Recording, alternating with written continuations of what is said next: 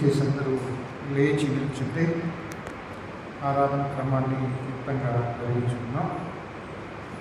తండ్రి యొక్కయు కుమారుని యొక్కయు పరిశుద్ధాత్మ యొక్కయు నామమున ఆమేన్.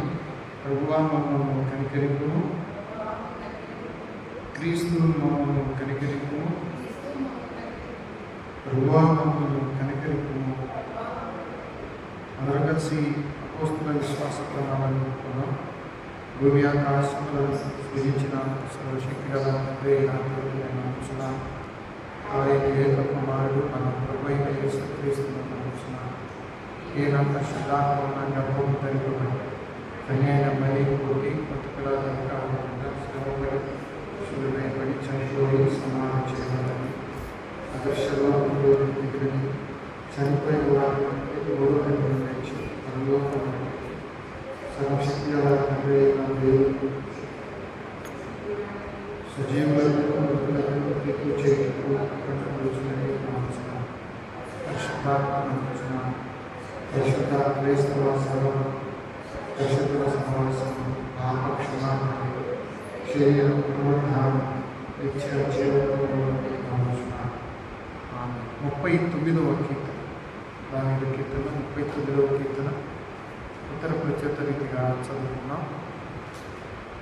నా నాలుగుతో పాపం చేయకున్నట్లు నా మార్గము జాగ్రత్తగా చూసుకోండి. భక్తిహీను నా ఇంట్లో ఉన్నప్పుడు నా నోటికి చిక్కమ వచ్చుకుంటున్నాను.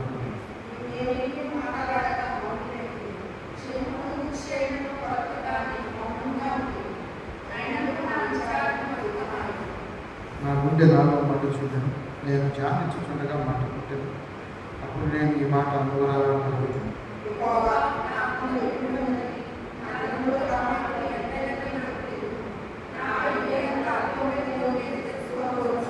నా జన్మల పరిమాణం నేను పెట్టినంతగా చేసి ఉన్నా. నీ సన్నిధిని ఆయుష్కాలం లేనట్టు ఉంది. ఎంత స్థిరుడైన ప్రతివాడు కేవలం దిగుబడి ఉంటున్నాను.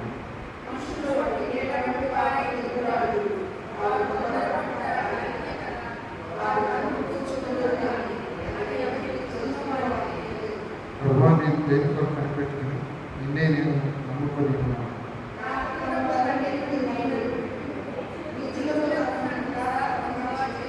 ఆయన చేసినది నీవే కనుక నేను ఊరు తిరగక నేను మౌడిగా లేదు.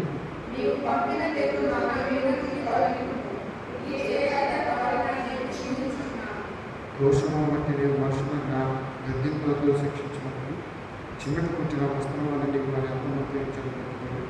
నరులందరూ బట్టి ఊపిరి పెట్టుకున్నాను.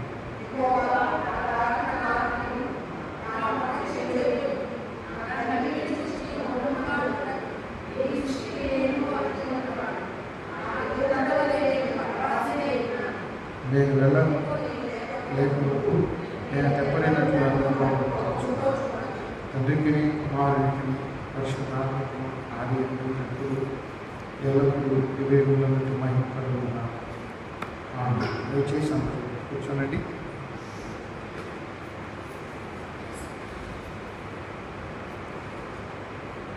చిన్న ప్రార్థన చేసుకున్నాం. మా శ్రీ దుర్గమ, మా విమోచకుడ, పరిశుద్ధుడ, నా నోటి మాటలు మా మరి ఉదయించానులు దృష్టిని అంగీకారం చేయండి. మరి అక్టోబర్ మాసం అంతా ఈ లెక్కలు భద్రపరిచే సజీవ లెక్కలు వచ్చారు. ఈ నెల చివరి దినం మరి ఉపవాస దినంగా పాటించడానికి అవకాశం ఇచ్చారు. ఈ సహవాసంలోకి వచ్చిన బిడ్డలతో మీరు ఉండండి. ఈ వాక్యం దూరంగా వింటున్న బిడ్డలు కూడా మీరు దర్శించండి. ఆయన ఈ వాక్య అధ్యయన ఆశీర్వాదాలు బిడ్డలు పొందుతారు. మాట్లాడే శక్తి అనుకున్నాను తెలియలేదు. వినగలిగే చెవి గ్రహించగలిగే ఆత్మలు ఫలించిన బిడ్డలు సహాయం చేయండి. మా ప్రభువైన యేసువారి వేడుకొని ప్రార్థిస్తున్నాము తండ్రి. ప్రభునందు ప్రియమైన దేవుని బిడ్డలారా, అందరికీ వందనాలు. దేవుని కృపలో మరి మనం అక్టోబర్ మాసం చివరి దినం సజీవులుగా దేవుని సన్నిధిలో ఉన్నాం. ఇటు భాగ్యం ఇచ్చిన దేవాది దేవునికి మన పక్షాన వందనాలు. మరి దేవుని చిత్తమైతే మళ్ళీ నవంబర్ మాసం క్రిస్మస్ సందడి మొదలయ్యే పరిస్థితులు. మరి 2025 ఈ కాలమంతా దేవుడు తన రెక్కలైన మనం కాపాడుతున్నందుకు మనలో ప్రతి ఒక్కరి పక్షాన దేవుడికి వందనాలు చెల్లిస్తున్నాను. ఈరోజు మరో ప్రాముఖ్యమైన దినం మతోద్ధారం, రెఫర్మేషన్ డే. 1517 అక్టోబర్ 30 మరి మార్టిన్ లూథర్ ఈ మతోద్ధారణ చేసి రిఫర్మేషన్ జరిగి బైబిల్ అందరూ సొంతగా చదువుకొని రక్షణలో ఎదగటానికి ఎంతోమంది సేవకులు బోధకులు సంఘాలు ఏర్పడటానికి వేదిక ఈరోజు. అపోస్తలుడైన పౌలు కొలస్సీయులకు రాసిన పత్రిక 3వ అధ్యాయం 5వ వచనాన్ని నేను చదువుతున్నాను. మీరు కూడా ఈ దైవ గ్రంథం చూడగలరు. నూతన నిబంధన కొలస్సీయులకు రాసిన పత్రిక పౌలు గారు 3వ అధ్యాయం 5వ వచనం. కావున భూమి మీద ఉన్న మీ అవయవములను అనగా జ్ఞానంతో అపవిత్రత, కామాతురతను, దురాశను, విగ్రహారాధన, ధనాపేక్ష చంపివేయి. వాటి వలన దేవుని ఉగ్రత అవిధేయుల మీద తెలుసు.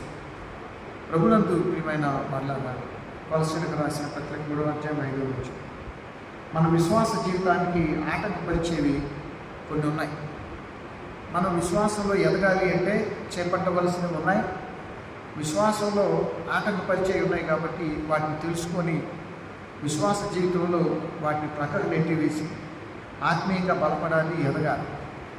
మనం నిజమైన ఆత్మీయ అభివృద్ధి కోరుకునేటప్పుడు ఆత్మీయ అభివృద్ధికి, దేవునికి దగ్గరగా జీవించడానికి, దేవుని చిత్తాన్ని అనుసరించి నడవడానికి ఏమైనా ఆటంకాలు ఉంటే వాటిని తీసేసుకోవడం మంచిది. 139వ కీర్తన దావీదు అంటాడు, నీకు ఆయాసకరమైనది ఏమైనా నాలో చాలా కనపడతాయి, లేవని కూడా అనుకోవద్దు.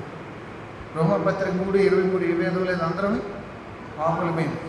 మరి ఏదే తోటలోనే తొలి మానవుడే దేవుడితో కయ్యానికి కాలు దిగాడు, విరోధ భావాన్ని పెంచుకున్నాడు.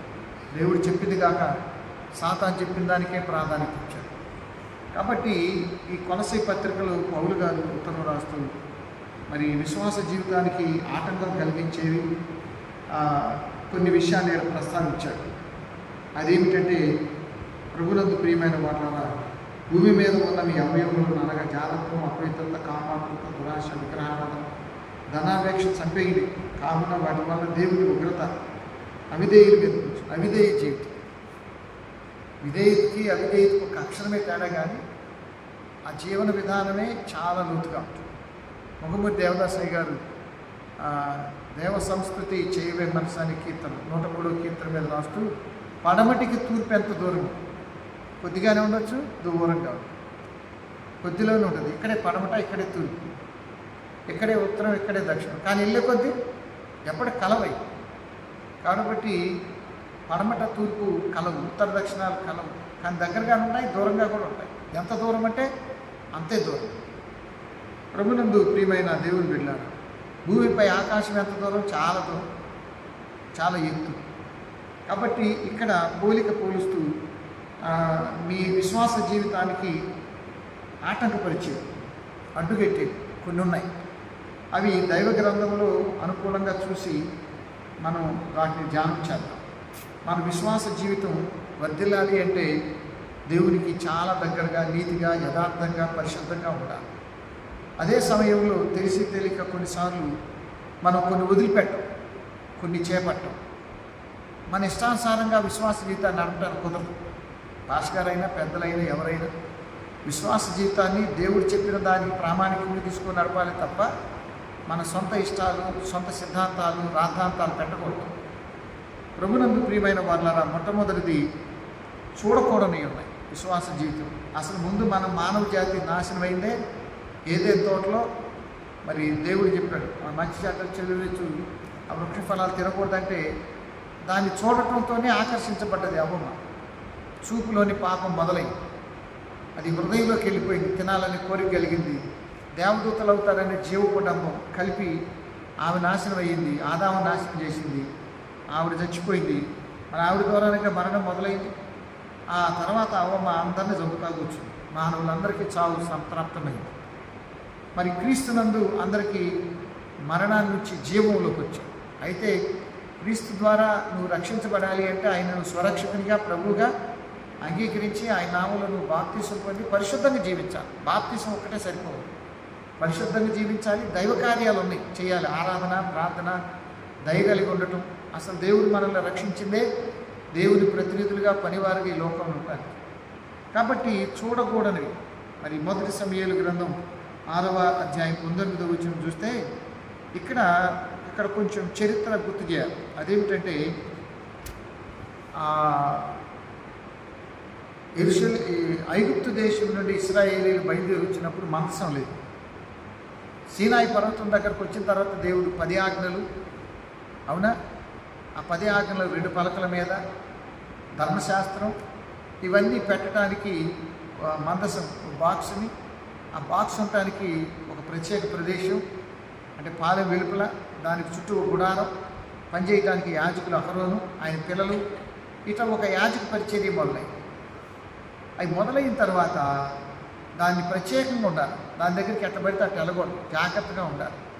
దేవుని సన్నిధికి వెళ్ళేటప్పుడు ఎప్పుడూ జాగ్రత్తగానే ఉండాలి. ప్రసంగి ఊరకు చెప్పలేదు 5వ అధ్యాయంలో, దేవుని మందిరానికి వెళ్ళేటప్పుడు నీ ప్రవర్తన జాగ్రత్తగా చూసుకో, ఎలా పడితే అలా వెళ్ళకూడదు.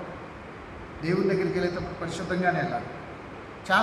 చాలాసార్లు జరుగుతుంది ఏంటంటే ఆధ్యాత్మిక నిర్లక్ష్యం ఎక్కువ. పెందలాడే మందిరానికి రావు, మందిరం నుంచి పరిగెత్తడానికి ఇష్టపడతాం, రావటానికి ఏమో తాబేలు వచ్చినట్టు వస్తాం నిదానంగా, వెళ్ళేటప్పుడేమో ఏదది చిరతపూలు వెళ్ళినట్టు పరిగెడతాం, ఉండవు, పరుగు. దేవుని మందిరం దగ్గరికి రావడానికి ఇష్టం ఉండాలి. దుబ్బి నీటి వాగుల కొరకు ఆశపడుతున్నట్లు, దేవా నా ప్రాణం నీ కొరకు తృష్ణ కొరుచు.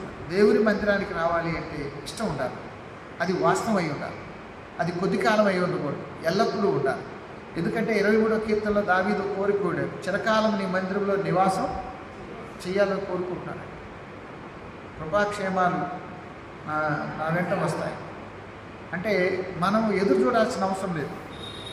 ఇక్కడ మందసం అప్పుడు దాకా లేదు. మందసాన్ని మోయటానికి కహతీలు, మందసానికి ఒక ప్రత్యేక స్థలం, దాని మధ్య యాజక పరిచర్య, దాని దగ్గర పవిత్రత ఇవన్నీ ఉన్నాయి.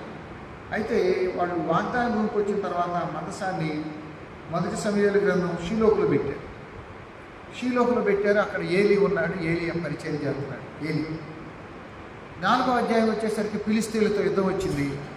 యుద్ధం రాగానే మందసాన్ని తీసుకెళ్ళేవాడు, యుద్ధ భూమికి మందసాన్ని తీసుకెళ్ళేవాళ్ళు. ఏలీ పిల్లలు హోఫ్నీ, ఫినెహాస్ ఇద్దరు కూడా యవనస్తులు అంగీలు వేసుకొని వెళ్ళారు.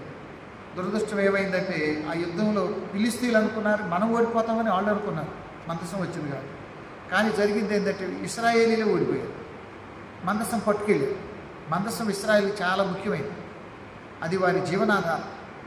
ఆ దేవుని సన్నిధి గుర్తు, యేసు ప్రభువు గుర్తు, ముగ్గుర్తుగా. ఆ ఇద్దరు సేవకులు చంపబడ్డారు. ఎందుకు చంపబడ్డారు? వాళ్ళ నిర్లక్ష్య సేవ, నామకార్థ సేవ. వాళ్ళు దేవుని మందిరానికి వచ్చే స్త్రీలతో చెడు పనులు చేసేవాళ్ళు. దేవుడు తగిన పెనాల్టీ ఇచ్చాడు.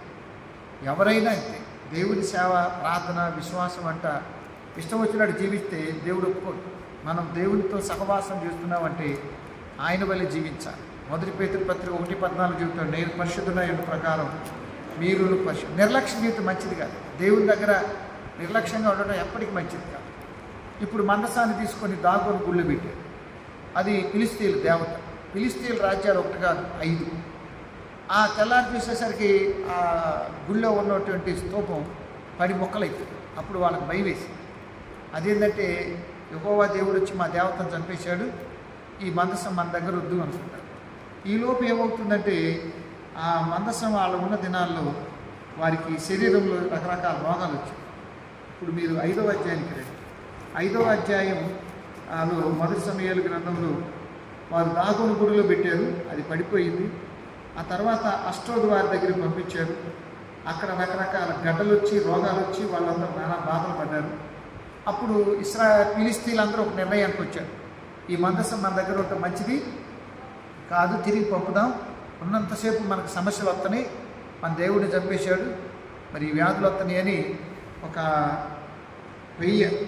కొత్త బండిని తయారు చేసి ఆ బండి మీద పెట్టి దానిని పంపిస్తారు. అంటే ఇశ్రాయేలీల సరిహద్దు ప్రాంతాలకు పంపుతారు. ఈ సరిహద్దు ప్రాంతం బేత్షెమెషు, అంటే 1 సమూయేలు గ్రంథంలో ఈ వివరాలు ఉంటాయి. 6వ అధ్యాయం 19 వచ్చిన ప్రాంతంలో ఈ మందసం పట్టుకొని పోయారని ఈ 6వ అధ్యాయంలో ఇశ్రాయేలుకి బాధ ఉంది. ఇప్పుడు వాళ్ళంతటా వాళ్ళే పంపారు. వాళ్ళే ఒక కొత్త బండి తయారు చేసి ఆ బండిని బండి మీద ఈ మందసాన్ని పెట్టి ఆ మందసాన్ని ఈ ఇశ్రాయేలీల సరిహద్దు ప్రాంతాలకు పంపారు. 10వ వచనం, 6వ అధ్యాయం 10వ వచనం, వారు అలాగే 2 పాడి ఆవులు తోలి వచ్చి వాటికి బండి కట్టి వాటి దూడలు ఇంట్లో పెట్టి యెహోవా మందసం బంగారు గడ్డలు పందికొప్పు రూపంలో గల మార్గంలో ఆర్చొచ్చు బేత్షెమెషు మార్గంలో నడిచారు. ఫిలిష్తీయులు సంతానులు వాటి వెంబడి బేత్షెమెషు సరిహద్దు వరకు వెళ్ళారు. ఏం జరిగిందో చూద్దాం. వారు లోయలో తమ గోధుమ చాలను పోయిచున్నారు. దానిని చూసి సంతోషించారు.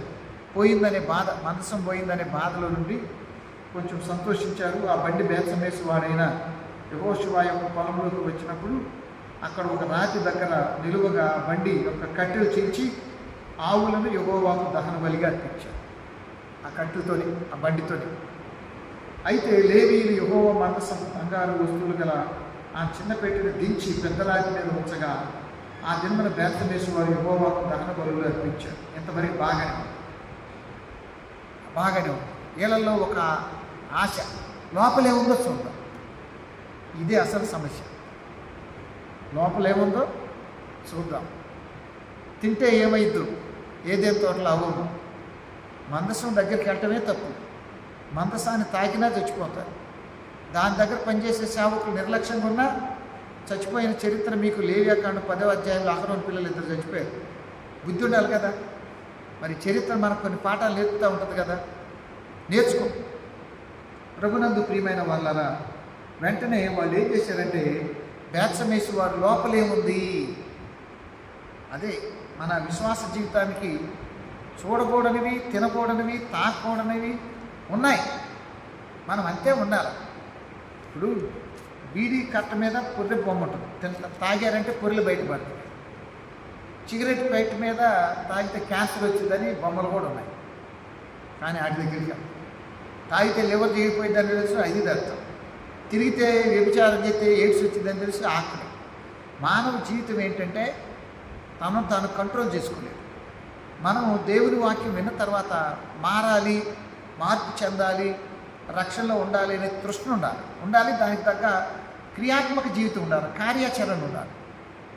విశ్వాస జీవితం అంటే ఊహ కాదు, ఊహా జీవితం కాదు, భ్రమ కాదు.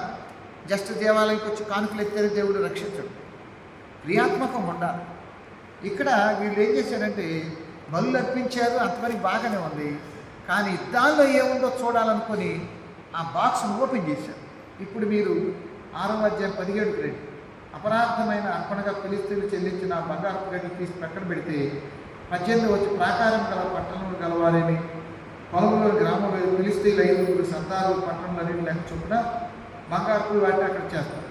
19 వచ్చిన బేత్షెమెషు వారు యెహోవా మందసమును తెరిచి చూడగా దేవుడు వారిని హతం చేసి ఆ జనులు 50,070 మంది ఆ రోజు రోగంతో చచ్చిపోయారు దెబ్బకి. అంతేనా? ఒకళ్ళు కాదు, ఇద్దరు కాదు, ఎంతమంది?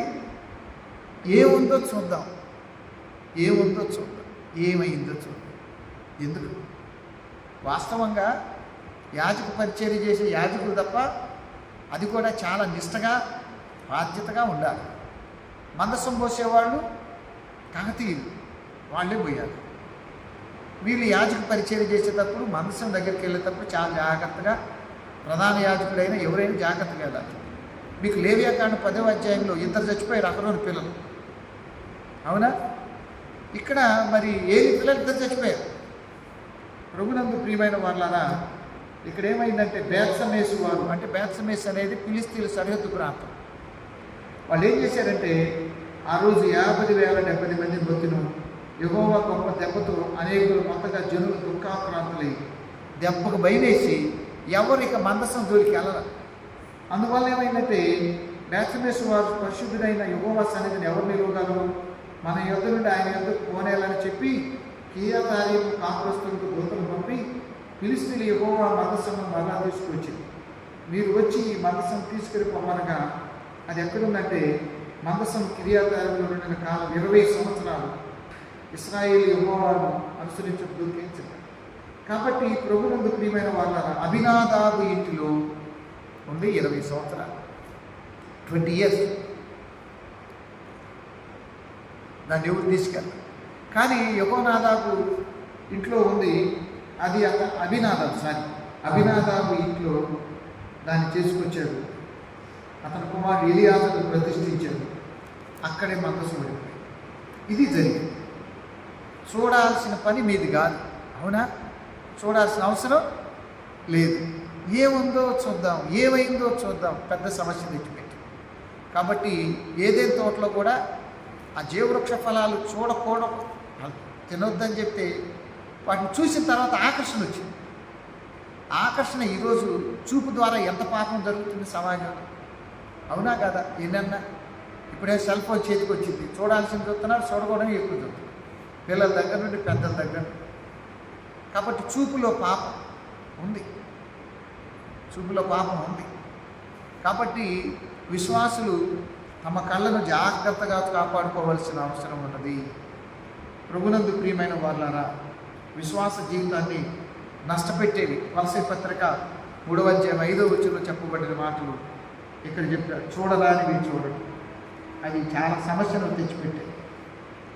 ఇక మరొకటి విశ్వాస జీవితాన్ని నాశనం చేసేది దావీదు కీర్తనలోని 39వ కీర్తన మొదటి వచనం, వ్యర్థమైన పలుకు.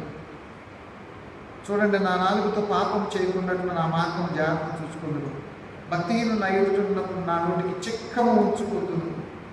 వ్యర్థమైనవి. దేవుని బిడ్డలు మాట్లాడే మాటలు, చేసే ప్రార్థనలు, మాటలు దేవుని భయంకరంగా ఉంటారు. అప్పుడప్పుడు మన నోరు కంట్రోల్లో వ్యర్థమైనవి. అందుకనే ఇక్కడ నాలుగుతో పాపం చేయటం, నాలుగు ద్వారా పాపం జరిగిందని చెబుతుంది. ప్రభునందు ప్రియమైన దేవుని బిడ్డలారా, నా నాలుగుతో పాపము చేయకుండా ఉండునట్లు నోటికి నేను చిక్కము ఉంచుకుంటుంది. నాలుగు ద్వారా కూడా పాపం జరిగే అవకాశం ఉంది. మీరు యాకోబు పత్రికలో కొంత వివరణ చెబుతారు. యాకోబు పత్రికలో ప్రభునందు ప్రియమైన వాళ్ళారా, నాలుగు ద్వారా వచ్చే సమస్య, పాపాన్ని చాలా వివరంగా రాశాడు. 3వ అధ్యాయంలో ఇక్కడ వ్రాయబడిన మాట ఏమిటంటే, చూడండి 2వ వచనం, ఎవడైనా మాట యందు తప్పని ఎడల అటివాడు లోపము లేనివాడి తన సర్వశరీరం స్వాధీనపరచుకున్న శక్తిగా వాడదు. గుర్రములు మనకు లోపడటానికి కళ్ళు మేస్తారు, ఓడలు కూడా చుక్కాని చేత నడిపించబడతాయి, ఎంత పెద్దదైంది. అలాగే నాలుక కూడా చిన్న అవయవమైన బహుగా అదిరిపడు, ఎంత కొంచెం చిన్న నిప్పు అయిన విస్తారమైన అడవి తగలబెట్టు. నాలుక అగ్ని, నాలుక మన అవయవంలో ఉంచబడిన పాప ప్రపంచమై సర్వశరీరం మాలిన్యము కలుగుజేయచ్చు. ప్రకృతి చట్టములకు చిచ్చుపెట్టు, అది నరకం చేత చిచ్చుపెట్టు. కాబట్టి ప్రభునందు ప్రియమైన వాళ్ళన ఏ నరుడు నాలుకను సాధన చేయలేడు. మనం సింహాల కంట్రోల్లో పెడతాం. మనకు అప్పుడప్పుడు సర్కస్ వస్తే సింహాన్ని ఆడించేవాడు, పుల్లి ఆడించేవాడు, ఎవరు చిలకతో పలికిచ్చేవారు, అవునా, గుర్రాలతో డ్యాన్స్ చేయించేవాడు. అంటే మానవుడు ప్రకృతిలోని వాటన్నిటినీ ఆడించగలడు, పాడించగలడు, జయించగలడు, కానీ తన నాలుకను తాను స్వాధీనం. మనమేమనుకుంటాం, పాపం అంటే 1 యోహాను పత్రిక 3వ అధ్యాయంలో ఆజ్ఞాతిక్రమం పాపం అన్నాడు. కాబట్టి శరీరంతోనూ చేసేది పాపం అనుకుంటాం, కానీ ఇక్కడ నాలుక ద్వారా కూడా పాపం ఉంది. విశ్వాసులు తమ నాలుకను జాగ్రత్తగా ఉపయోగించాల్సిన అవసరం ఉంది. నేను నాలుకతో పాపం చేయకూడదు. విశ్వాస జీవితానికి కొన్నిసార్లు గలగలగా మాట్లాడతారు, కొన్నిసార్లు నాలుక చాలా చెడ్డ మాటలు మాట్లాడతారు. ప్రభునందు ప్రియమైన దేవుని బిడ్డలారా, ఇక్కడ వ్రాయబడిన మాట, ఏ నరుడు నాలుకను ఏమన్నాడు, సాధు చేయజాలడు. ఇక్కడ వ్రాస్తున్న మాట ఏమిటంటే, ఈ నోటితోనే ప్రభువును స్తుతిస్తాం, ఈ నోటితోనే మనుషుని శపిస్తాం, ఒక్క నోటితోని. కాబట్టి దేవుని బిడ్డలు శపించేవాళ్ళుగా ఉండకూడదు, అవునా. దేవుడిని స్తుతించ నాలుక అసలు స్వరం దేవుడిచ్చినవారు, మన నాలుక దేవుడిని మహింపరచాలి. కాబట్టి విశ్వాస జీవితానికి ప్రమాదకరమైనవి మరొకటి ఏమిటంటే వ్యర్థమైన మాటలు, అర్థం లేని మాటలు, అనవసరమైన మాటలు. 1 కీర్తనలో దావీదు చెప్పాడు, ఏం చెప్పాడు, దుష్టుల ఆలోచన పాపుల మార్గాలలో అపహాసకులు ఎన్ని తగాదలైన. ఏది అపహాసకులు ఏంటంటే ఎవరినైనా అపహాసం చేస్తారు, ఎవరితోనైనా చెడ్డగా మాట్లాడతారు. కొంతమందికి ఏంటంటే ఎదుటి వాళ్ళ మీద చెడ్డ జోకులు వేసుకొని నవ్వుకొని ఆనందపడతారు, అదో తెంగరుడు. ఎదుటి వాళ్ళని తిట్టో, వాళ్ళు ఎత్తిస్తానో వాళ్ళ రూపాన్నో వాళ్ళ అందాన్నో లేకపోతే వారి ముఖాన్నో ఏదో ఒకటని మనం ఆనందపడతా ఉంటాం జోకులు వేసుకుంటాం. అదొక చపలానందం. ప్రభునందు ప్రియమైన దేవుని బిడ్డ, అది మంచిది కాదు. దేవుని బిడ్డలకు అలాంటి లక్షణాలు ఉండకూడదు. ఎదుటోళ్ళ మీద ఆనందంగా నవ్వుకోవటం, జోక్గా ఉండటం వేరు, కానీ చెడ్డవి ఎదుటోళ్ళ రూపురేఖలు చెడ్డగా మాట్లాడటం. అపహాసకులు కూర్చుండే చోట కూర్చోవద్దు అని. నిజమే, కొన్నిసార్లు మన పిల్లల్ని చెడ్డోళ్ళ దగ్గర పాని, అరే ఆ బజార్ను తిట్టేవాడు ఉన్నాడు, ఈ బజార్ను చిన్నపిల్లలు జాగ్రత్త జాగ్రత్త, యవనస్తులు జాగ్రత్త అంటాం. మన జాగ్రత్త మనం మర్చిపోతాం. ప్రభునందు ప్రియమైన దేవుని బిడ్డలారా, వ్యర్థమైనవి మాట్లాడకూడదు. దేవుని బిడ్డలు నోరు చాలా జాగ్రత్త ఉంచుకోవాలి. వ్యర్థమైన మాటలు మాట్లాడకూడదు. కొన్నిసార్లు అనవసరంగానే దేవుడికి ప్రమాణం చేస్తాం. ఆయన అడగకపోయినా నువ్వు ప్రమాణం చేసేస్తావు. తీరా ప్రమాణం నెరవేర్చుకోపోయి మళ్ళీ ఇబ్బందులు పడతావు. దేవుడికి మాట ఇచ్చావు, నెరవేర్చుకోలేకపోతున్నామని బాధపడతారు. కొంతమంది ఏముందిలే అనుకుంటారు. అందువల్ల దేవుడితో ఏదైనా ప్రమాణం చేసినా, ఏదైనా మాట్లాడినా కాస్తంత జాగ్రత్త ఉండాలి. కాబట్టి ప్రభునందు ప్రియమైన వాళ్ళారా, మన విశ్వాస జీవితాన్ని నష్టపరిచేవి మరొకటి ఉంది, వ్యర్థమైన పలుకులు. దానిలో ముఖ్యమైనది నాలుక. ఇక మరొకటి మన విశ్వాస జీవితాన్ని దెబ్బతీసేది, మన ప్రార్థన జీవితాన్ని నష్టపరిచేది. మత్తయి సువార్త 6వ అధ్యాయంలో ప్రభువైన యేసు కొండ మీద ప్రసంగంలో చెప్పాడు. కొండ మీద ప్రసంగం 5వ అధ్యాయంలో మొదలై 7వ అధ్యాయం ముగింపు, అంటే 7వ అధ్యాయం ముగించుకొని 8వ అధ్యాయం కిందకు వస్తాడు. అప్పుడు కృష్ణుడికి ఎదురవుతాడు. ఇక్కడ యేసు ప్రభు చెప్పిన కొండ మీద ప్రసంగంలో 5, 6, 7 అధ్యాయాలు వస్తాయి. ఈ 6వ అధ్యాయంలో కొండ మీద ప్రసంగంలో కొన్ని ప్రాముఖ్య విషయాలు ప్రస్తావించారు. అదేమిటంటే 6వ అధ్యాయం 9వ వచనం, భూమి మీద మీ కొరకు ధనం కూర్చుకునవద్దు, ఇక్కడ చెమిటయు తుప్పయు తినివేయును, దొంగలు కన్నం వేసి దొంగిలించెదరు. పరలోకమందు ధనము మీ కొరకు కూర్చుకునడి, అచ్చట చెమిటైన తుప్పైనను ఉండదు, దొంగలు కన్నం వేయరు. నీ ధనం ఎక్కడ ఉంటుందో నీ మనసు అక్కడే ఉంటుంది. కాబట్టి మనకి విశ్వాస జీవితాన్ని నష్టపెట్టేవి ధనాపేక్ష, అధికమైన ఆపేక్ష. ధనం అవసరమే. ఈరోజు ప్రతిదీ ధనమే, నేను కాదంటలే, ప్రతిదానికి ధనమే కావాలి. ఓ వ్యక్తి కడుపులో పుట్టింది మొదలు సమాధికి వెళ్ళేంత వరకు ధనమే కావాలి. ధనమే చాలా అవసరం, కానీ ధనమే దేవుడు కాదు. కొంతమందికి ఏమనుకుంటారంటే వాళ్ళ హృదయాల్లో ధనమే దేవుడు, ధనమా దైవం అంటే ధనమే. రాష్ట్రగారు ధనం లేకపోతే ఎట్లండి అంటారు. ధనం మరణం తప్పించగలదా? కొన్నిసార్లు మరణ వ్యాధులతో ఆసుపత్రులు ఉంటారు. నువ్వు ₹1,00,000 పోస్తే బతికించనేవాళ్ళు కూడా ఉంటారు. ఎంతైనా పెడతామంటారు. ఎంత పెట్టేవి? మనిషిలోని జీవాన్ని బతికించే శక్తి దేవునికి ఉంది. మరణం తప్పించుట ఆయన వశం, నువ్వు ఎంత శ్రద్ధ చేసినా.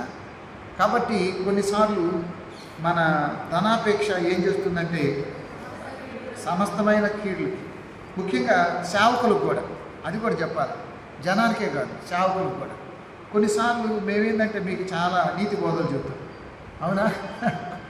నీతి బోధలు చెప్పేసి మేము మీకంటే చెడ్డగా తయారవుతూ ఉంటాం. అప్పుడప్పుడు ఉన్నారు, ఎందుకు లేదు, సేవకులు అందరూ ఒకేలా ఉంటారు. అసలు ధనం కోసమే మాట్లాడేవాళ్ళు ఉన్నారు. ప్రసంగాలు మొదలై పూర్తయ్యేలోపు దశభాగాలు ఇవ్వకపోతే మీకు శాపాలు వస్తాయి, పాపాలు వస్తాయి అంట. నేను మళ్ళీ చెబుతున్నాను, ఇవ్వటం తీసుకోవటం కాదు ముఖ్యం, మార్పు చెందటం, మారు మనసు ముఖ్యం, పాప క్షమాపణ, రక్షణ ముఖ్యం. ఇచ్చేటప్పుడు ఇస్తారు, అర్థమైందా? దేవుడు ఇవ్వమంటే అని ఇస్తారు. లేదా నీ మీద బరువు పెట్టి తీసుకున్నా ఉండవై, ఇటు వచ్చేయి అటు అవుతాయి. అది వరద నీళ్ళు సముద్రం పాలని సాగుతాయి, అవునా? ఇలా వస్తాయి, అలా వెళ్తూనే ఉంటాయి. కొన్నిసార్లు ఏంటంటే ధనాపేక్ష అని చెప్పి మనమే ధనం గురించే మాట్లాడుతూ ఉంటాం. ప్రభునందు ప్రియమైన వాళ్ళారా, ధనాపేక్షలో ఏమవుతుందంటే ధనం ఎక్కువగా ఉన్నప్పుడు తోటి మనుషులు ప్రేమించి, ఇది ఒక బలహీనత. ధనాపేక్ష ఎక్కువైనప్పుడు పేదల్ని, బలహీనల్ని, రోడ్డు మీద అనాథల్ని ప్రేమించలేదు. మన వల్ల కాదు. ఏమనుకుంటాం, వాళ్ళకి పెట్టడం ఇయటం, పాస్ గారికి ఇయటం కూడా వేస్ట్ అనుకుంటారు కొంతమంది. పాస్ గారికి ఇయటం వేస్ట్ లేకుంటారు. ఇచ్చేవాళ్ళు ఉన్నారు, ఇవ్వనోళ్ళు ఉన్నారు. సేవకులకి ఇట్లా కష్టం అనుకునే వాళ్ళు కూడా ఉన్నారు. నేనేమంటానంటే కష్టం అనుకునే వాళ్ళు అసలు ఇవ్వకండి. ఎందుకంటే దేవుడు ఇంకొక డోర్ తెరుస్తాడు. ఇవ్వలేను అనుకున్న వాళ్ళు ఇవ్వద్దనే చెప్తాడు. దేవుడు నీ ఒక్కళ్ళ మీద నా ఒక్కళ్ళ మీద ఆధారపడి ఈ సేవకుల్ని ఎలా పోషించుకోవాలో దేవుడు తెలుసు. మీరు ద్వితీయోపదేశకాండం 12వ అధ్యాయం చదవండి, 12, 19 అక్కడ అంటాడు, లేవీయులు నా సేవకులు మీ మధ్య ఉన్నప్పుడు వాళ్ళు చేయి వదిలిపెట్టొద్దండి. వాళ్ళు నా వాళ్ళ సేవ వదిలిపెట్టొద్దండి. కానీ ఇక్కడ వచ్చిన విశేషం ఏంటంటే ఈ ధనాపేక్ష ఏమవుతుందంటే రాజ్యం ఇదే వెళ్తుంది. అవునా? ప్రపంచాన్ని వెళ్తుంది ధనమే. ధనం కోసం హత్యలు చేస్తున్నారు. అవునా? ధనం కోసం పార్టీలు మారుతున్నారు, ధనం కోసం రాజ్యాలు మారుతున్నాయి, రాజులు మారుతున్నారు. ఎన్నో చోట్ల ధనం బలమైన స్థానం ఆక్రమించేసి మనం పెళ్లి గురించి 100 చెబుతాం, కానీ పెళ్లిలో ముఖ్యమైన పాత్ర ఏంటి? ధనమే. ధనమే. ఇలా చాలాసార్లు ధనం ముఖ్యమైన పాత్ర పోషిస్తుంది, కానీ విశ్వాస జీవితాన్ని కూడా చెడగొట్టింది. కొన్నిసార్లు ఏమిటంటే ధనాపేక్ష విశ్వాస జీవితానికి ఎంత ప్రమాదమో ఈ తిమోతికి రాసిన 2వ పత్రిక 3వ అధ్యాయం 2వ వచనంలో అపోస్తలుడైన పౌలు గారు తెలియజేస్తున్నారు. ఒకసారి మీరు తిమోతికి రాసిన 1వ పత్రిక 2వ పత్రిక 3వ అధ్యాయం 2వ వచనం ఏం చెప్పాడు చూడండి. ప్రభునందు ప్రియమైన వాళ్ళారా, ఏలయనగా మనుషులు స్వార్థప్రియులు, ధనాపేక్ష, బింకములాడువారు, ఆ అహంకారులు. అలాగే 1 తిమోతి పత్రిక 6వ అధ్యాయం 17వ వచనం చదువు. 1 తిమోతి పత్రిక 6వ అధ్యాయం 17వ వచనాన్ని చదివితే అక్కడ చెబుతాడు, ఇహమందు ధనము గలవారైన ధనవంతులైన వారు గర్విష్ఠులు కాక అస్థిరమైన ధనమందు నమ్మిక ఉంచక సుఖముగా అనుభవించుటకు సమస్తమును మనకు ధారాళంగా దయచేయుచున్న దేవుని అందే నమ్మకం ఉంచాలి, ధనం మీద కాదు. కానీ కొంతమంది ధనవంతులు పరలోక రాజ్యం వెళ్ళదని మాటలో 2 ఉన్నాయి. దేవుణ్ణి వదిలేసి ధనాన్ని నమ్ముకున్నవాడు వెళ్ళడు. ఎంతమంది ధనవంతులు సేవకి ఇవ్వట్లేదండి? ఇప్పుడు బిల్ గేట్స్ ఉన్నాడు, కోట్లు ఎత్తున్నాడు ఏసు పిల్లలకు కానీ రకరకాల వాటి. కొంతమంది కోటీశ్వర్లు తమ రాబడిని మొత్తం సేవకి ఇచ్చిన వాళ్ళు కూడా ఉన్నారు. లేకపోతే ప్రపంచ నలుమూలలకు మిషనరీలు ఎలా వెళ్తారు? ఈ విద్య, వైద్యం, కుష్ఠరోగులు ఇవన్నీ ఎలా ఏర్పడుతున్నాయి? ఎంతోమంది దేవుడి సేవకు ధారాళంగా ఇచ్చేవాళ్ళు ఉన్నారు. ఇవ్వబట్టే ఇవన్నీ నడుపుతున్నాయి. కాబట్టి ఇక్కడ ధనాపేక్ష ఏం చేస్తుందంటే దేవుడి మీద నమ్మకాన్ని మేకంటే ధనం మీద నమ్మకాన్ని పెడుతుంది. దేవుడి మీద ఉండవలసిన నమ్మకం కాస్త ధనం మీదే నమ్మకం ఉంటుంది, దేవుడి మీద ఉండదు. ప్రభునందు ప్రియమైన వాళ్ళరా, పాత నిబంధనలో ఒక దైవజనుడు, నూతన నిబంధనలో ఒక దైవజనుడు నష్టపోయారు. అందరి గురించి చెప్పలేను, కానీ ఉన్న సమయంలో 2వ రాజుల గ్రంథం 5వ అధ్యాయంలో ఎవరు? గెహజీ. వాస్తవంగా పాత నిబంధన ప్రవక్తల్లో గరుడైన ప్రవక్త ఏలియా. అవునా? నేను తెల్లారికాడ చెబుతున్నాను ఆయన గురించి గత 2 వారాలు. ఏలియా తర్వాత ఎవరు? ఎలీషా. అంతేనా? ఎలీషా తర్వాత ఎవరు అవ్వాలి? గెహజీ అయ్యేవాడు. మరి అంతే దగ్గరకు ఉన్నాడు. కానీ జరిగిన సమస్య ఏంటంటే ఈ 5వ అధ్యాయంలో సిరియా సైన్యాధిపతి నయమానుకు కుష్ఠరోగం తగ్గితే అతను చాలా వెండి, బంగారం, ఖరీదైన వస్తువులు, విలువైన వస్త్రాలు తీసుకొస్తాడు. అవి తీసుకొచ్చి మరి ఎలీషాని తీసుకోమంటే ఎలీషా సమాధానం గెలమంట. ఎందుకన్నాడు? ఆయన పొక్కువ కాదు. ఆయన ఏమంటాడంటే ఈ సిరియా సైన్యాధిపతి వెళుతూ ఏం చెప్పాలా? దారి పొడుగున ఆ దేశంలో స్వస్థత ఉచితం, స్వస్థత ఉచితం. మరి నువ్వు తీసుకెళ్ళరా? ఇప్పుడు ఆ లెక్కన ఆయన తీసుకొచ్చిన వస్తువులు, బంగారం, వెండిని బట్టి స్వస్థపరిస్తే స్వస్థత అంతా ధనవంతులకే, దరిద్రులకు లేదు.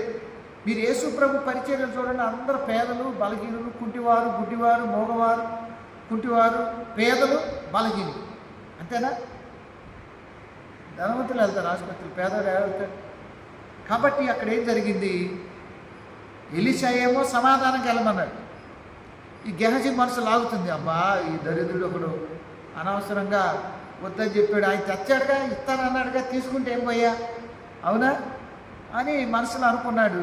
కాసేపటికి పరిగెత్తుకుంటా వెళ్ళి ఒక అబద్ధం చెప్పేసి, ఏంటంటే మీరు వచ్చిన తర్వాత సేవకులు వచ్చారని వాళ్ళకి కొంచెం కావాలన్నారు.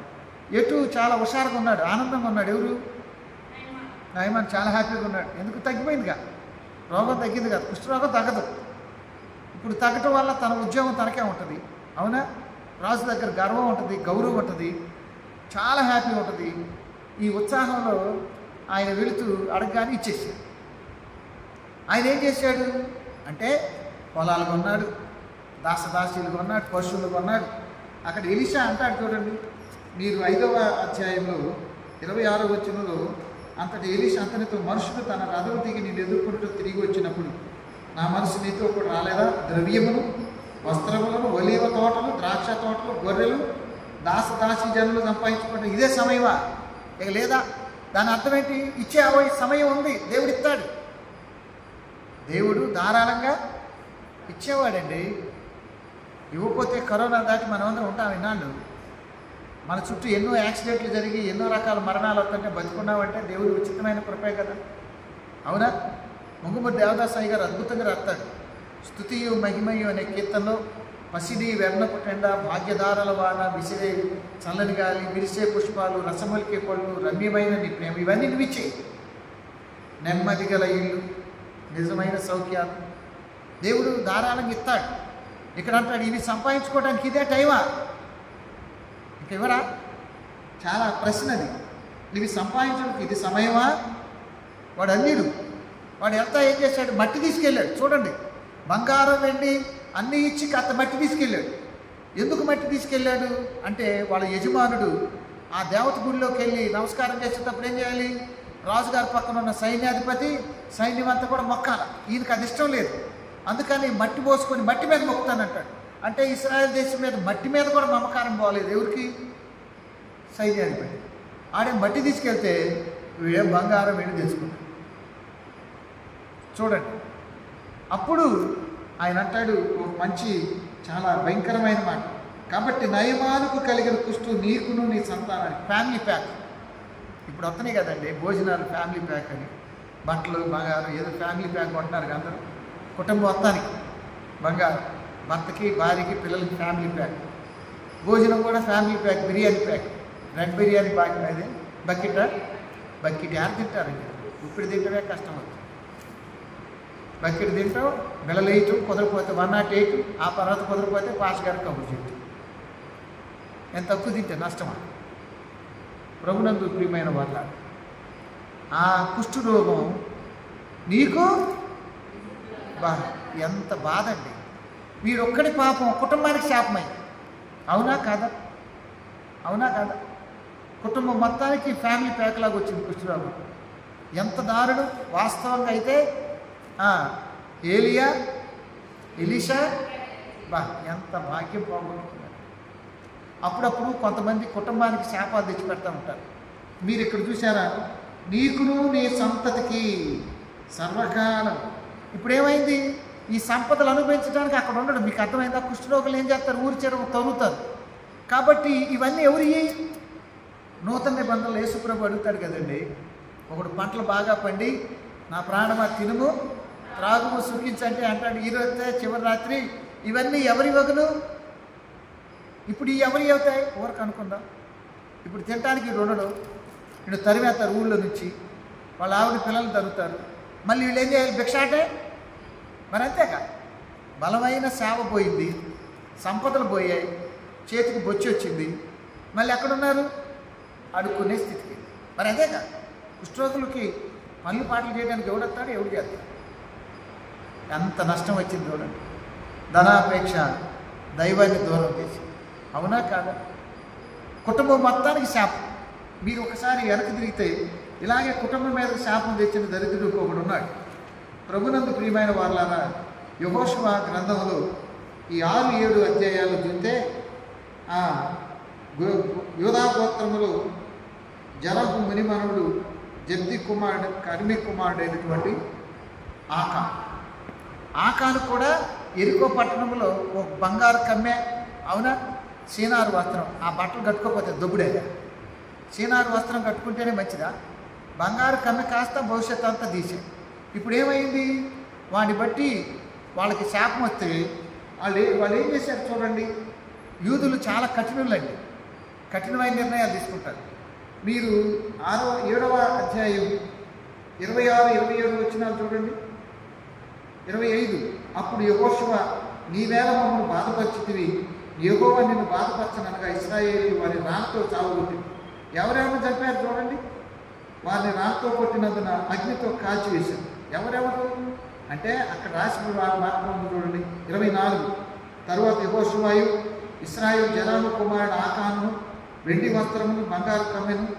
ఆకాను కుమారులు కుమార్తెలు ఎద్దులు గాడిదలు మందలు మొత్తం నాశనం. మొత్తం ఒక్కడి చిన్న కోరిక కుటుంబం మొత్తానికి. మరి అంతేగా ఎద్దులు గాడిదలు, మరి అట్లా కాదు కానీ నేను అనకూడదు, కానీ బంగారు కమ్మె అంత. వాడికి అప్పటికే ఎద్దులు ఉన్నాయి, గాడిదలు ఉన్నాయి, ఎద్దు మొహవాడు. వాడు పోయింది కాక కుటుంబం మొత్తాన్ని నాశనం చేశాడా లేదా? ఎవడో పేదోడు బతకడం కష్టమైన వాడు చేసేది వేరు, చేయమని ఎవరు చెప్పరు, అది తప్పే. ఏదో ఏమి లేనివాడు అన్నట్టుగా ఎద్దులున్నాయి, గాడిదలున్నాయి. గాడిద ఏం చేశాడు? మొత్తం భార్య పిల్లలు మొత్తాన్ని ఆకూరు లోయలో పెట్టి రాళ్ళతో కూడా చెప్పేశాడు. ఒక్కడి కోరిక కుటుంబానికి అంత శాపం. ఇప్పుడు మీరు ఎవరతను? గెహజీ ఫ్యామిలీ ప్యాక్ తెచ్చుకున్నాడు. ఎవరెవరికి? కుటుంబం మొత్తానికి కుష్ఠరోగం తెచ్చుకున్నాడు. అందువలన తల్లిదండ్రుల పాపాలు పిల్లలకు వర్తిస్తాయి, రావని అనుకోవద్దు. కొన్నిసార్లు కొంతమంది తల్లిదండ్రుల దీవులు తరతరాలు ఉంటాయి. అబ్రహాం దేవుడు, ఇస్సాకు దేవుడు. మనం అనుకుంటాం బాగా సంపాదించి పెడితే మన తర్వాత పిల్లలు తిని బాగా హ్యాపీగా ఉంటారు అనుకుంటాం. ఏం హ్యాపీ ఉంది? మొత్తాన్ని ఆకూరలో వెళ్ళిపోయారు. వాస్తవంగా వీళ్ళు వాగ్దానపూర్కి వెళ్ళారా? డాడీలేరు, ఉన్నారా? ఎక్కడున్నారు? వెళ్ళినట్టే వెళ్ళి ఉండకుండా పోయారు. ఆయన పశువులు ఉన్నాయి, మందలు ఉన్నాయి, హ్యాపీగా బతకాల్సింది. ప్రభునందు ప్రియమైన వారలారా, అందుకనే విశ్వాస జీవితానికి ప్రమాదకరమైంది మరొకటి ధనాపేక్ష. ఇప్పుడు డబ్బులున్నవారే బతుకుతున్నారండి.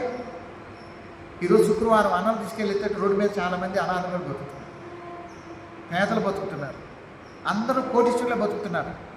ఎవడు తిండి ఆడు తిని బతకట్లా. కాబట్టి డబ్బులుంటేనే బతుకుతామని కాదు, దేవుని కొనుక్కుంటేనే బ్రతుకుతాం. కరోనా టైంలో రోజుకి 1,00,000 తీసుకున్నారు కొంతమంది దగ్గర, కొంతమంది 2, 3, 5 లక్షలు కూడా తీసుకున్నారంట. ఒక ఆయన్ని విజయవాడ ఆయుష్ ఆసుపత్రిలో పెడితే 92 రోజులు 98 రోజులు ఉన్నారు. ₹1 కోటి శవాన్ని బయటకు వచ్చేసి. మరి ఆ రోజుల్లో మేము శుక్రవారం భోజనాలు అక్కడ కూడా ఇచ్చాము పెదకాకాన్ని. ఆ రోజుల్లో చాలామంది 1-2 సార్లు చేతులు దువ్వేవాడు. తవ్వి పద్దాక అటెళ్ళు వచ్చి చేతులు తవ్వటం, ఇటెళ్ళు వచ్చి తవ్వటం. అవునా? శానిటైజ్ మూతికి 2-3 కట్టుకున్నారు. భర్త తుమ్మినా, భార్య తుమ్మినా భయమే, పిల్లలు తుమ్మినా భయమే. ఆ రోజుల్లో భోజనాలు పెడితే ఎవరు రాలి. మరి రోడ్డు పక్కన ఉన్న వాళ్ళు హ్యాపీగా ఉన్నారు. వాళ్ళు ఎవరు తెచ్చుకోవాలా? పెదకాకాని నంబూరులో పెట్టారు కొంతమందిని. వాళ్ళు ఎవరు తెచ్చుకోవాలా? అంటే ముఖానికి మాస్క్ పెట్టుకోలేదు, చేతులు కడుక్కోలేదు, బిళ్ళలు వేసుకోలేదు, ఎవడు జాబలా? అంటే కరోనా వచ్చినప్పుడు రోడ్డు పక్క అనాథలు ఉన్నారు, పోయిన తర్వాత అనాథలు ఉన్నారు, ఇప్పుడు కూడా ఉన్నారు. మరి 3 సార్లు 4 సార్లు తవ్విన వాళ్ళు, బిళ్ళల మీద బిళ్ళలు వేసుకున్న వాళ్ళు, జాగ్రత్త తీసుకున్న టపీ పడిపోయింది వికెట్.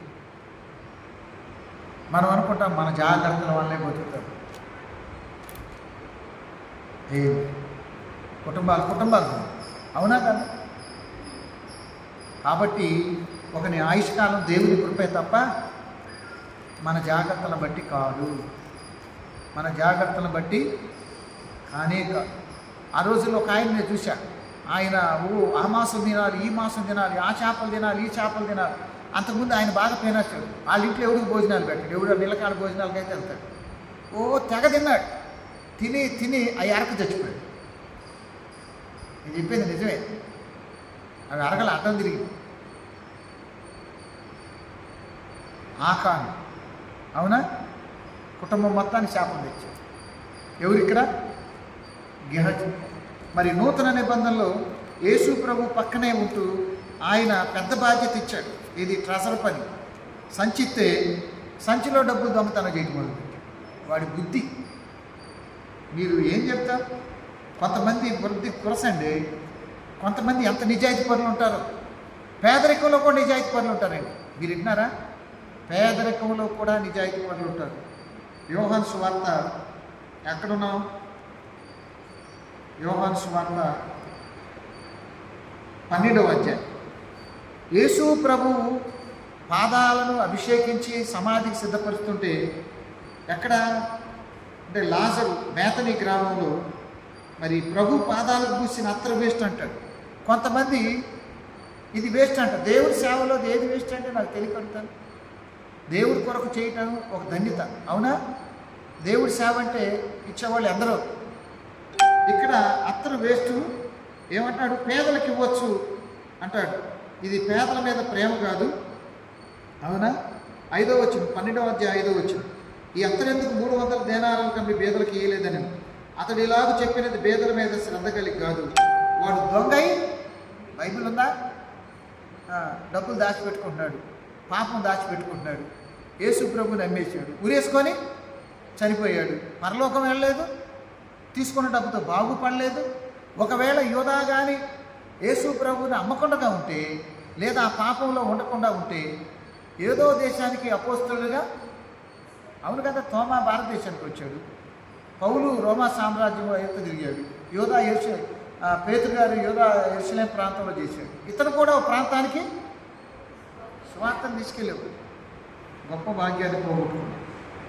మన విశ్వాస జీవితానికి ప్రమాదకరమైనది, అత్యంత ప్రమాదకరమైనది ధనాపేక్ష. దాంట్లో నో డౌట్. ఉన్నదాంతో తృప్తి పొందేవాళ్ళు ఎంతమంది లేరండి? ఉన్నదాంతో తృప్తి పొందేవాళ్ళు ఎంతమంది లేరు? ప్రభునందు ప్రియమైన దేవుని బిడ్డలారా, ఉన్నదానితోనే తృప్తి పొంది సంతోషంగా జీవించేవాళ్ళు ఎందరో ఉన్నారు. మీకు వీలున్నప్పుడు చదవండి. 2వ సమూయేలు గ్రంథం 7వ అధ్యాయంలో 1వ వచనంలో దావీదుకు దేవుడు నలుదిక్కులు నెమ్మది ఇచ్చాడు. దేవుడు నెమ్మది ఇచ్చినప్పుడు నువ్వు నెమ్మదిగానే ఉంటావు. నెమ్మది సమృద్ధి దేవుడే ఇవ్వాలి. ప్రభునందు ప్రియమైన వాళ్ళ, ఇప్పుడు స్త్రీలను అంటున్నామని ఫీల్ అవ్వాలి. ఇదివరకు రోజుల్లో తక్కువ చీరలు ఉన్నాయనుకోండి, పురుషులైనా గబగబ ఏదో ఒకటి వేసుకొని వచ్చేవాడు. ఇప్పుడు ఏ చీర కట్టుకోవాలి, దేనికి ఏది మ్యాచ్ చూసుకోవడానికి బీరువా దగ్గర, అద్దం దగ్గర గంటలు ఉండే ఆడవాళ్ళు ఉన్నారు. మరి చర్చికి లేటుగా వచ్చాడు. ఏదో ఒకరోజు అరరోజు ఇంట్లో పనులు చుట్టాలు వచ్చి ఉండటం లేదు, ఎప్పుడూ లేట్ కాదు. మనకు అక్కడ ఉన్నంత సమయం దేవుడి దగ్గర ఎక్కడ పెడతాను? వచ్చే ఆదివారం పాఠం అది, దినముల చెడ్డవి గనక, అవునా, సమయమును కోరియక. కొంతమందికి సమయం ఉండదు. మనం బాగా ఆత్మీయంగా ఎదగాలని తపనతో ఉంటారు. కొంతమంది సమయాన్ని ఎంత దుర్వినియోగపరుస్తారు. అద్దం ముందు పురుషులు కూడా ఉన్నారులేండి, స్త్రీ లేదు పురుషులు లేదు, కానీ అద్దం ముందు గంటలు ఉంటాం, దేవుడి వాక్యం ముందు అరగంట కూడా. మీరు అద్దానికి ఎంత టైం ఇస్తున్నారు? పక్కనే ఒక పుస్తకం పెట్టి రాయండి, పెన్ను పేపర్ పెట్టి బైబిల్ ఎంతసేపు చదువుతున్నారు, ప్రార్థన ఎంతసేపు చేస్తున్నారు చూడండి. మనమే కాదు, చాలామంది మనల్ని ఎవరో చూసి మెచ్చుకోవాలి. మనల్ని మెచ్చుకోవాల్సింది దేవుడే. మనల్ని మెచ్చుకోవాల్సింది ఎంత అందంగా ఉన్నా, ఎంత చక్కగా ఉన్నా కొన్నాళ్ళకి రూపురేఖలు ఏమైపోతాయి, ముఖం మీద ముడతలు వస్తాయి. ముసలోళ్ళు దాకుంటే నడువు వంగిపోయి చూపు కనపడదు, అవునా? అడుగు తీసి అడుగు వేయలేము. పరిగెత్తే వయసు ఉంది, దేవుడు ఉంచితే 6 రోజులు కూడా ఉన్నాయి, ఉంచకపోతే ఏం చేయలేము. దేవుడు అన్ని వయసుల్లో వాళ్ళు పోతలేదా? చిన్న వయసు ఏంటి, పెద్ద వయసు ఏంటి? అసలు మరణానికి మర్యాదే లేదు. దేవుడు పెడితే అని పట్టుకెళ్ళి. ప్రభునందు ప్రియమైన దేవుడు బిడ్డలారా, ఇక్కడ వ్రాయబడిన మాట ధనాపేక్ష విశ్వాస జీవితానికి ఎంత ప్రమాదము. మరొకటి విశ్వాస జీవితానికి ప్రమాదకరమైంది పదవీ వ్యామోహం, పదవి పిచ్చి. మార్కు సువార్త 10వ అధ్యాయం 44వ వచనానికి. మార్కు సువార్త ఎన్నో అధ్యాయం? 10వ అధ్యాయం 44వ వచనానికి. విశ్వాస జీవితానికి ప్రమాదకరమైనవి కొన్ని ఉన్నాయి. నేను చదువుతున్నాను, మీరు కూడా వినండి. మీలో ఎవడైనను ప్రముఖుడై ఉండకూరిన ఎడల వాడందరికీ దాసుడై ఉండవలెను. మనుష్య కుమారుడు పరిచారం చేయించుకుని రాలేదు, కానీ పరిచారం చేయుటకు అనేకులు ప్రతిగా విమోచన క్రయధనముగా ఉండటానికి వచ్చాడు. కాబట్టి మనలో ఎవరు గొప్పవాడని మీమాంస వచ్చినప్పుడు ప్రభు చెబుతున్నాడు. ఈ పదవి వ్యామోహం ఏమిటంటే చాలా ప్రమాదం. 35వ వచనం చదవండి, ఏమన్నాడు?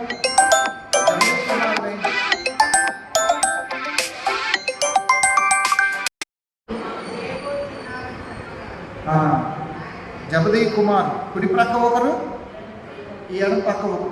43వ వచనం చదవండి. అప్పుడు చెబుతాడు మీరు అలాగ ఉండకూడదు. అసలు మనం ఎలా ఉండాలో దేవుడు నిర్దిష్టంగా మాట్లాడాడు. మీరు అలాగున ఉండకూడదు. మనం ఉండాల్సిన విధానం ఒకటి ఉంది దేవుని లెక్కలో. అప్పుడప్పుడు సంఘాల్లో సమస్యలన్నీ ఎక్కడేక ఎవరిది అధికారం, ఎవరు మెయిన్? స్త్రీల సమాజం ప్రెసిడెంట్ ఎవరు, చర్చిలో లీడర్ ఎవరు, వాళ్ళకి పదాలు వీళ్ళకి పదవులు. ఈ పదవులు కొన్ని సంఘాలను పతనానికి తీసుకెళ్తాయి. అందరూ పదవుల కోసం రారు.